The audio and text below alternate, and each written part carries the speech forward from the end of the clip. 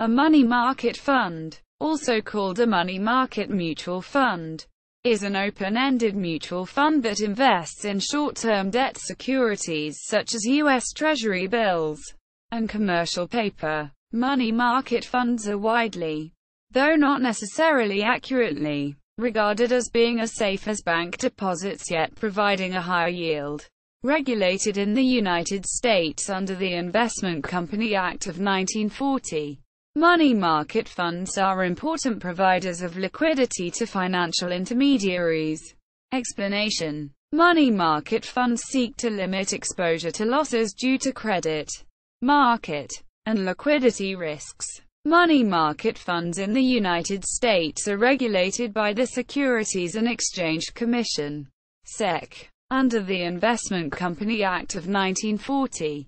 Rule 2A-7 of the Act restricts the quality, maturity and diversity of investments by money market funds. Under this Act, a money fund mainly buys the highest-rated debt, which matures in under 13 months. The portfolio must maintain a weighted average maturity (WAM) of 60 days or less and not invest more than 5% in any one issuer, except for government securities and repurchase agreements. Unlike most other financial instruments, money market funds seek to maintain a stable value of $1 per share. Funds are able to pay dividends to investors. Securities in which money markets may invest include commercial paper, repurchase agreements, short-term bonds and other money funds. Money market securities must be highly liquid and of the highest quality. History: in 1971, Bruce R. Benton Henry B. R. Brown established the first money market fund. It was named the Reserve Fund and was offered to investors who were interested in preserving their cash and earning a small rate of return. Several more funds were shortly set up and the market grew significantly over the next few years. Money market funds are credited with popularizing mutual funds in general, which until that time were not widely utilized. Money market funds in the United States created a solution to the limitations of Regulation Q, which at the time prohibited demand deposit accounts from paying interest and capped the rate of interest on other types of bank accounts at 5.25%. Thus, money market funds were created as a substitute for bank accounts. In the 1990s, bank interest rates in Japan were near zero for an extended period of time. To search for higher yields from these low rates in bank deposits, investors used money market funds for short-term deposits instead. However, several money market funds fell off short of their stable value in 2001 due to the bankruptcy of Enron, in which several Japanese funds had invested, and investors fled into government-insured bank accounts. Since then, the total value of money markets have remained low. Money market funds in Europe have always had much lower levels of investments capital than in the United States or Japan. Regulations in the EU have always encouraged investors to use banks rather than money market funds for short-term deposits. Breaking the buck. Money market funds seek a stable net asset value, or NAV per share, which is generally $1.00 in the United States. They aim to never lose money. The $1.00 is maintained through the declaration of dividends to shareholders, typically daily, at an amount equal to the fund's net income. If a fund's NAV dropped below $1.00, it is said that the fund broke the buck. For SEC-registered money funds, maintaining the $1.00 flat NAV is usually accomplished under a provision under Rule 2A-7 of the 40 Act that allows a fund to value its investments at amortized cost rather than market value, provided that certain conditions are maintained. One such condition involves a side test calculation of the NAV that uses the market value of the fund's investments. The fund's published amortized value may not exceed this market value by more than 1/2 cent per share. a comparison that is generally made weekly. If the variance does exceed $0.005 per share, the fund could be considered to have broken the buck, and regulators may force it into liquidation. Breaking the buck has rarely happened. Up to the 2008 financial crisis, only 3 money funds had broken the buck in the 37-year history of money funds. It is important to note that, while the funds are managed in a fairly safe manner, there would have been many more failures if the companies offering the money market funds not stepped in when necessary to support the fund, by way of infusing capital to reimburse security losses, and avoid having the funds break the buck. This was done because the expected cost to the business from allowing the fund value to drop, in lost customers and reputation, was greater than the amount needed to bail it out. The first money market mutual fund to break the buck was First Multi-Fund for Daily Income, FMDI, in 1978, liquidating and restating NAV at 94 cents per share. An argument has been made that FMDI was not technically a money market fund, as at the time of liquidation the average maturity of securities in its portfolio exceeded 2 years. However, prospective investors were informed that FMDI would invest solely in short-term, 30 to 90 days, money market obligations. Furthermore, the rule, which restricts the maturities which money market funds are permitted to invest in, Rule 2A7 of the Investment Company Act of 1940, was not promulgated until 1983. Prior to the adoption of this rule, a mutual fund had to do little other than present itself as a money market fund, which FMDI did. Seeking higher yield, FMDI had purchased increasingly longer maturity securities, and rising interest rates negatively impacted the value of its portfolio. In order to meet increasing redemptions, the fund was forced to sell a certificate of deposit at a 3% loss, triggering a restatement of its NAV in the first instance of a money market fund breaking the buck. The Community Bankers U.S. government fund broke the buck in 1994, paying investors 96 cents per share. This was only the second failure in the then 23-year history of money funds, and there were no further failures for 14 years. The fund had invested a large percentage of its assets into adjustable-rate securities. As interest rates increased, these floating-rate securities lost value. This fund was an institutional money fund, not a retail money fund. Thus, individuals were not directly affected. No further failures occurred until September 2008, a month that saw tumultuous events for money funds. However, as noted above, other failures were only averted by infusions of capital from the fund sponsors. September 2008. Money market funds increasingly became important to the wholesale money market leading up to the crisis. Their purchases of asset-backed securities and large-scale funding of foreign banks' short-term U.S. denominated debt put the funds in a pivotal position in the marketplace. The week of September 15, 2008, to September 19, 2008, was very turbulent for money funds and a key part of financial markets seizing up. Events. On Monday, September 15, 2008, Lehman Brothers Holdings Inc. filed for bankruptcy. On Tuesday, September 16, 2008, Reserve Primary Fund, the oldest and one of the world's largest money funds, broke the buck when its shares fell to 97 cents after writing off debt issued by Lehman Brothers. Continuing investor anxiety as a result of the Lehman Brothers bankruptcy and other pending financial troubles caused significant redemptions from money funds in general. As investors redeemed their holdings and funds were forced to liquidate assets or impose limits on redemptions. Through Wednesday, September 17, 2008, prime institutional funds saw substantial redemptions.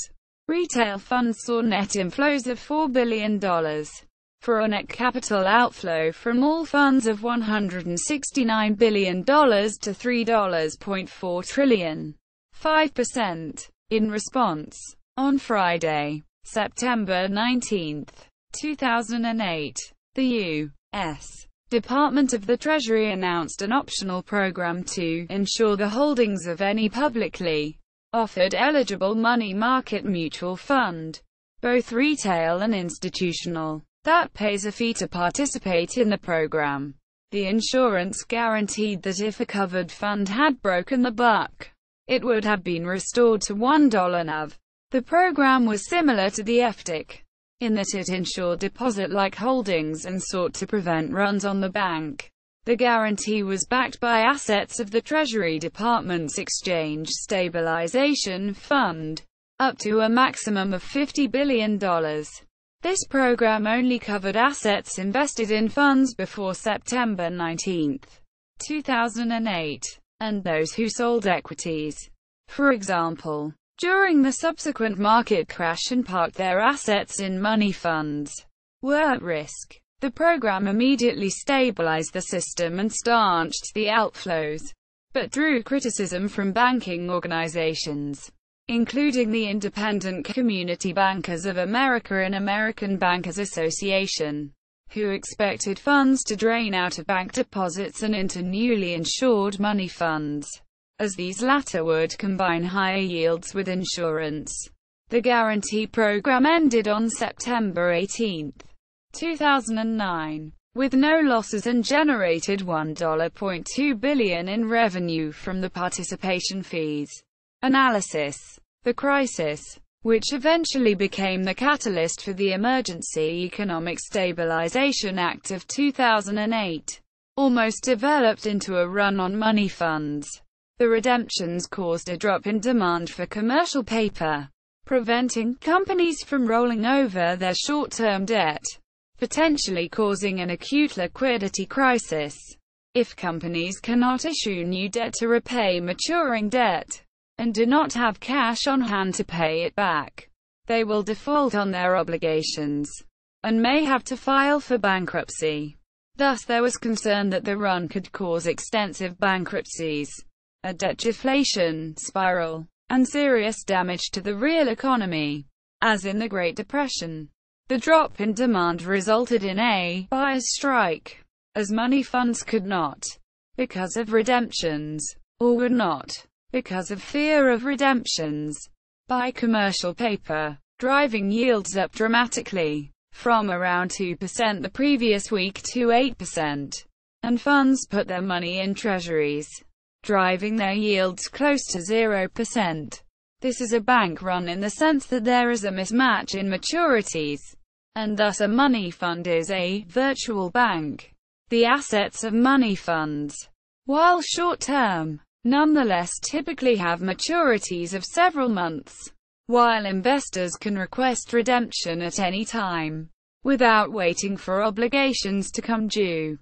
Thus, if there is a sudden demand for redemptions, the assets may be liquidated in a fire sale, depressing their sale price. An earlier crisis occurred in 2007-2008, where the demand for asset-backed commercial paper dropped, causing the collapse of some structured investment vehicles.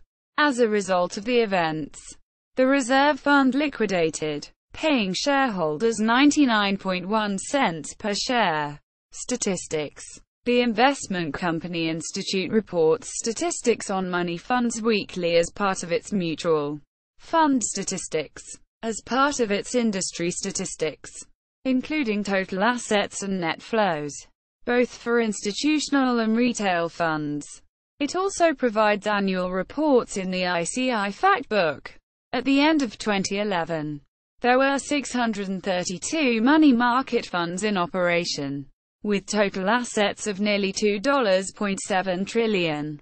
Of this $2.7 trillion, retail money market funds had $940 billion in assets under management, AUM. Institutional funds had $1.75 trillion under management. Types and size of money funds.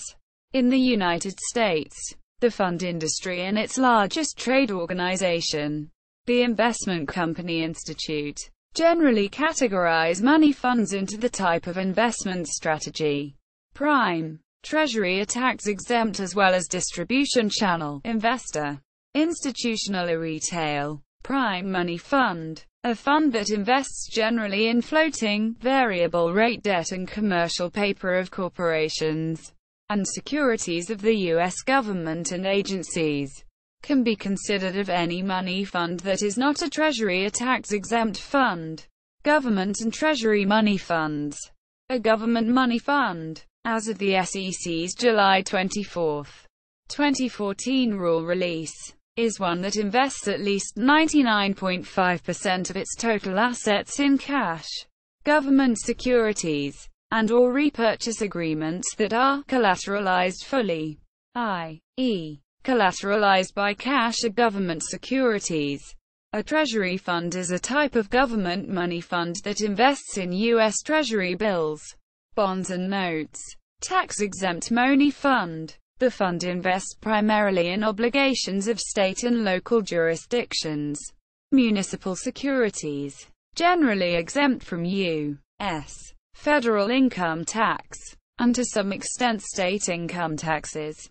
Institutional money fund. Institutional money funds are high minimum investment, low expense share classes that are marketed to corporations, governments, or fiduciaries. They are often set up so that money is swept to them overnight from a company's main operating accounts. Large national chains often have many accounts with banks all across the country, but electronically pull a majority of funds on deposit with them to a concentrated money market fund. Retail money fund. Retail money funds are offered primarily to individuals. Retail money market funds hold roughly 33% of all money market fund assets. Fund yields are typically somewhat higher than bank savings accounts.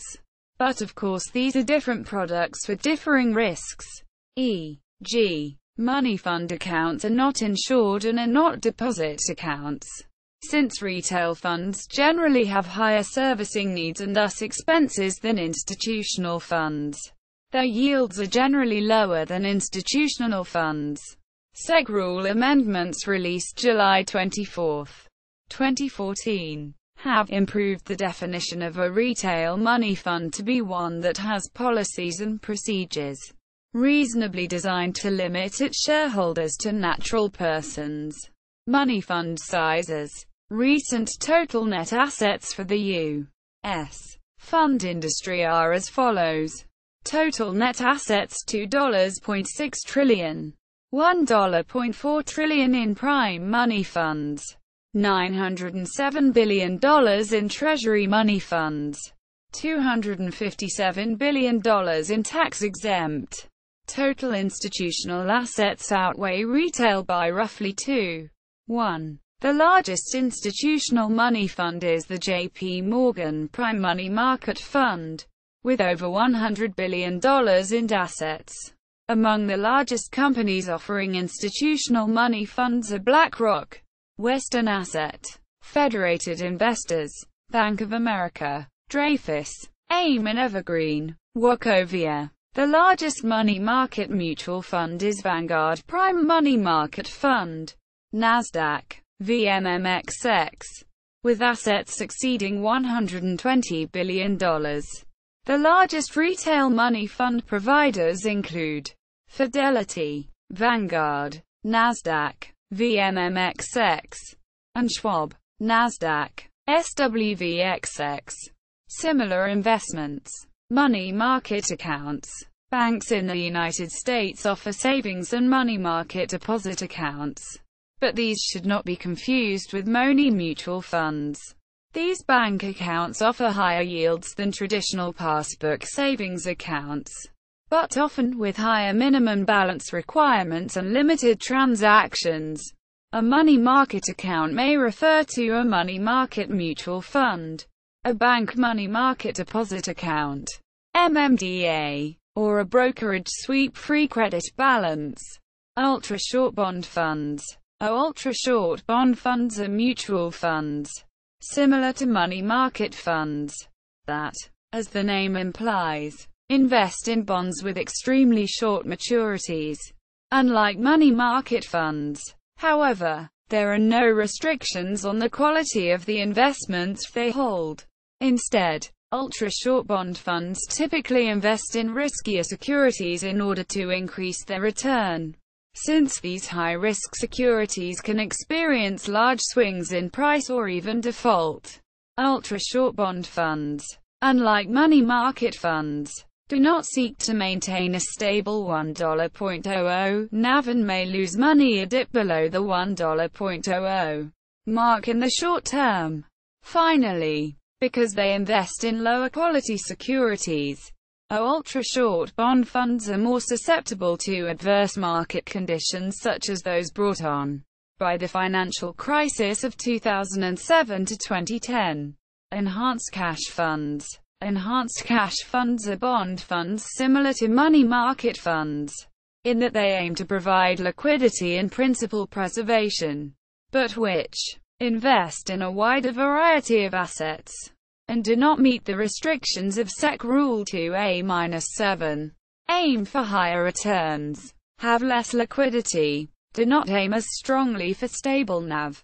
Enhanced cash funds will typically invest some of their portfolio in the same assets as money market funds, but others in riskier, higher-yielding, less liquid assets such as lower-rated bonds, longer maturity, foreign currency-denominated debt, asset-backed commercial paper, ABCP, mortgage-backed securities, MBSs, structured investment vehicles, SIVs. In general, the NAV will stay close to $1, but is expected to fluctuate above and below, and will break the buck more often. Different managers place different emphases on risk versus return in enhanced cash. Some consider preservation of principal as paramount, and thus take few risks, while others see these as more bond-like, and an opportunity to increase yield without necessarily preserving principal. These are typically available only to institutional investors, not retail investors. The purpose of enhanced cash funds is not to replace money markets, but to fit in the continuum between cash and bonds, to provide a higher-yielding investment for more permanent cash. That is, within one's asset allocation, one has a continuum between cash and long-term investments.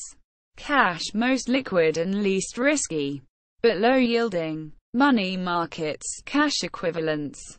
Enhanced cash, long-term bonds and other non-cash long-term investments, least liquid and most risky, but highest yielding. Enhanced cash funds were developed due to low spreads in traditional cash equivalents.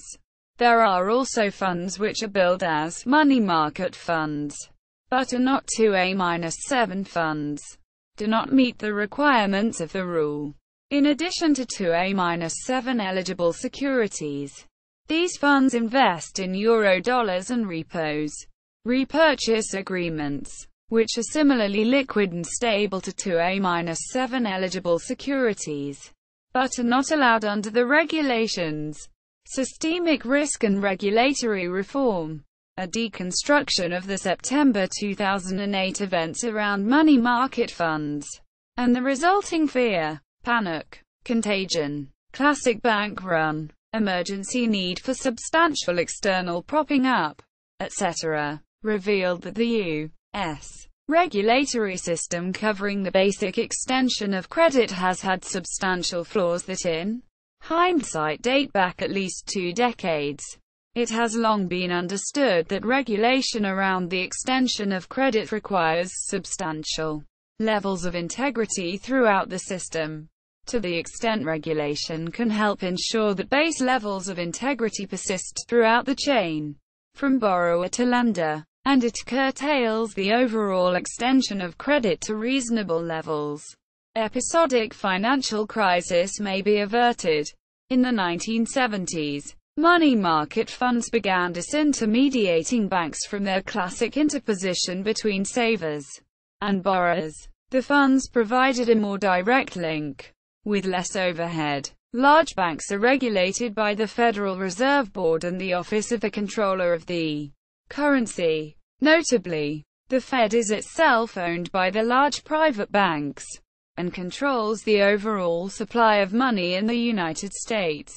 The OCC is housed within the Treasury Department, which in turn manages the issuance and maintenance of the multi-trillion-dollar debt of the U.S. government. The overall debt is of course connected to ongoing federal government spending versus actual ongoing tax receipts. Unquestionably, the private banking industry, bank regulation, the national debt, and ongoing governmental spending politics are substantially interconnected. Interest rates incurred on the national debt is subject to rate setting by the Fed, and inflation, all else being equal, allows today's fixed debt obligation to be paid off in ever cheaper to obtain dollars. The third major bank regulator, designed to swiftly remove failing banks, is the Federal Deposit Insurance Corporation, a bailout fund and resolution authority that can eliminate banks that are failing, with minimum disruption to the banking industry itself. They also help ensure depositors continue to do business with banks after such failures by insuring their deposits. From the outset, money market funds fell under the jurisdiction of the SEC as they appeared to be more like investments, most similar to traditional stocks and bonds, versus deposits and loans, cash and cash equivalents, the domain of the bankers. Although money market funds are quite close to and are often accounted for as cash equivalents, their main regulator, the SEC, has zero mandate to control the supply of money, limit the overall extension of credit, mitigate against boom and bust cycles, etc. The SEC's focus remains on adequate disclosure of risk, and honesty and integrity in financial reporting and trading markets. After adequate disclosure, the SEC adopts a hands-off, let the buyer beware attitude. To many retail investors, money market funds are confusingly similar to traditional bank demand deposits. Virtually all large money market funds offer check writing, ACH transfers, wiring of funds, associated debit and credit cards, detailed monthly statements of all cash transactions, copies of cancelled checks, etc. This makes it appear that cash is actually in the individual's account, with net asset values reported flat at $1.00, despite the market value variance of the actual underlying assets. An impression of rock-solid stability is maintained. To help maintain this impression, money market fund managers frequently forego being reimbursed legitimate fund expenses, or cut their management fee, on an ad hoc and informal basis, to maintain that solid appearance of stability. To illustrate the various blending and blurring of functions between classic banking and investing activities at money market funds, a simplified example will help. Imagine only retail depositors on one end, and S&P 500 corporations borrowing through the commercial paper market on the other.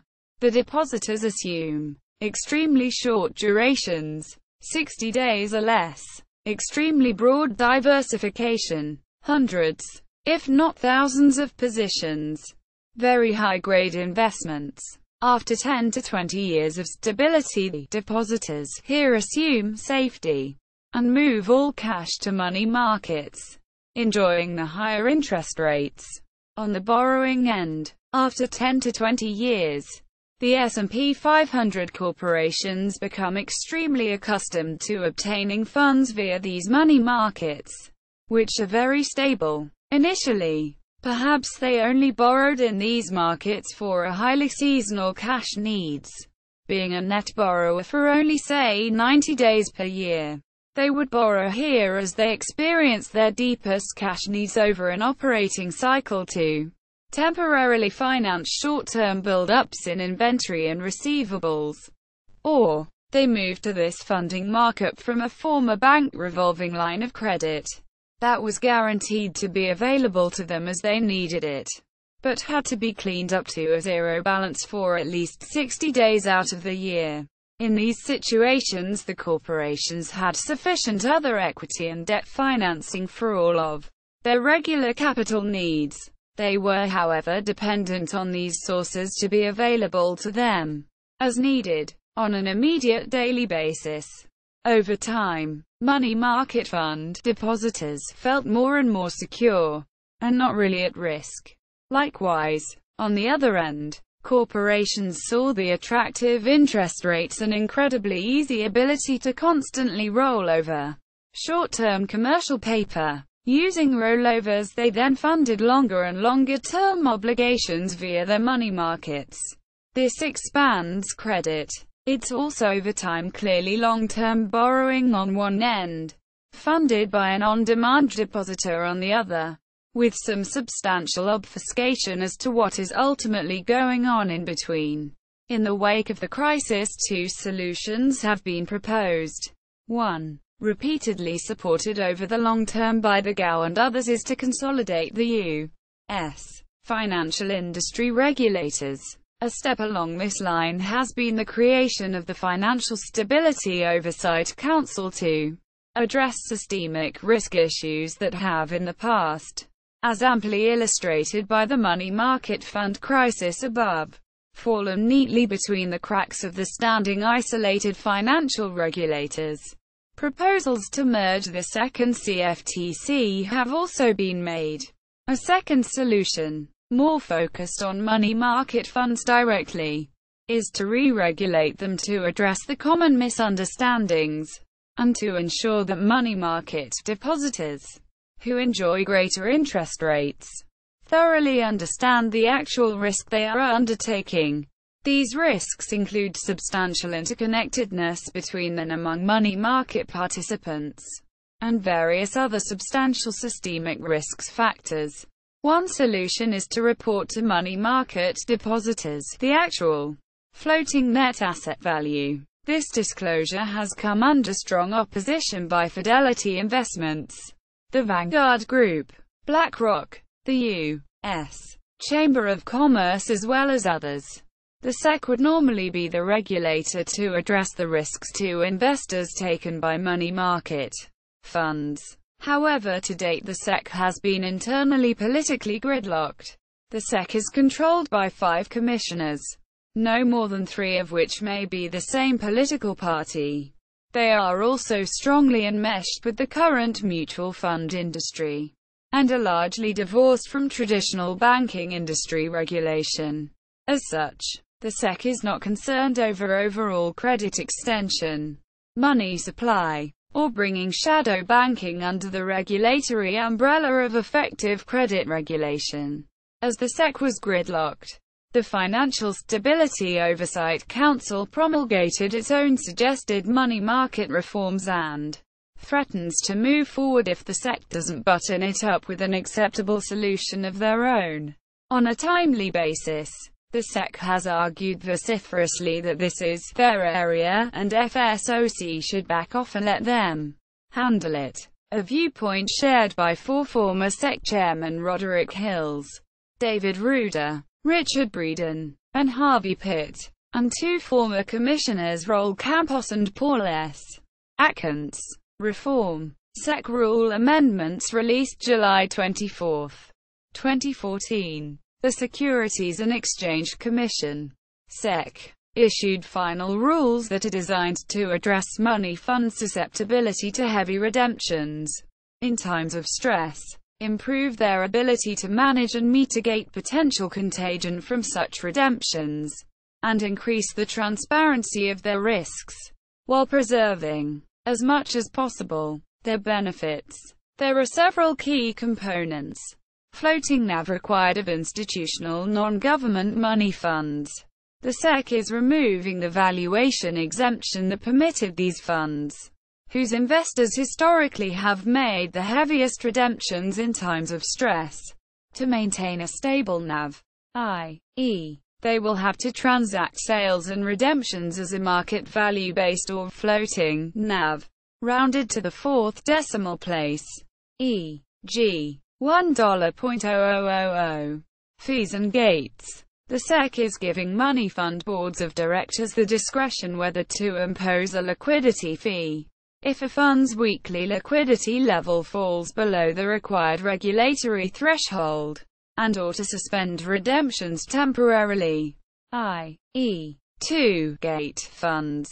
Under the same circumstances, these amendments will require all non-government money funds to impose a liquidity fee if the fund's weekly liquidity level falls below a designated threshold, unless the fund's board determines that imposing such a fee is not in the best interests of the fund. Other provisions. In addition, the SEC is adopting amendments designed to make money market funds more resilient by increasing the diversification of their portfolios, enhancing their stress testing, and improving transparency by requiring money market funds to report additional information to the SEC and to investors. Additionally, stress testing will be required and a key focus will be placed on the fund's ability to maintain weekly liquid assets of at least 10%. Finally, the amendments require investment advisors to certain large unregistered liquidity funds, which can have many of the same economic features as money market funds, to provide additional information about those funds to the SEC. See also: stock fund, bond fund, income fund, target date fund, money market, money supply, sweep account, stable value fund, shadow banking system. eMoneyNet, provider of money market mutual fund information and analysis. Crane Data and Money Fund Intelligence, news, yields, and indexes on money market mutual funds. Money Rates, news, yields, and information about money funds. The Street, Dear Dagon, where can I park my money for 9 months? Go Banking Rates, current rates, news and information about money market. ICI Factbook. The Reserve Fund website.